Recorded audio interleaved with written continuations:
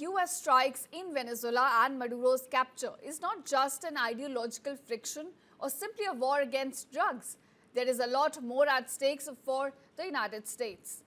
Now remember, the United States was once the biggest buyer of Venezuela's oil, but after US tightened its sanctions against the country in 2024, it was replaced by deeper reliance on China, Russia, India and Turkey.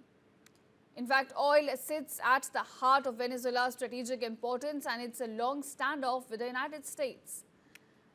Now viewers, when we talk about numbers, Venezuela sits atop the world's largest oil reserves. According to international energy agencies and OPEC data, Venezuela's proven oil reserves stand at around 303 billion barrels. It accounts for nearly 1/5 of global reserves. Remember, it is the world's largest proven oil reserves found in any country.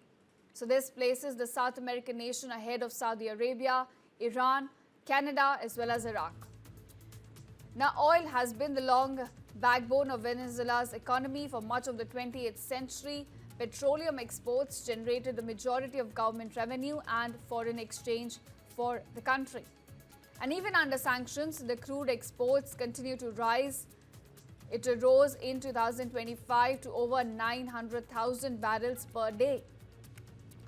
In fact, it's not just oil. Venezuela also holds a vast natural gas reserves. The US Energy Information Administration estimates reserves of about 5.5 trillion cubic meters, which is around 73% of South America's total, though years of underinvestment have limited their production.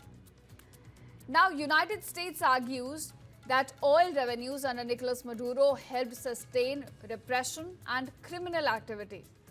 Venezuela, on the other hand, says US pressure, including the strikes, was aimed at wresting control of its oil and mineral wealth. So those are the conflicting narratives, in fact, coming to light as far as the US operation is concerned in Venezuela and the capture of President Nicolas Maduro.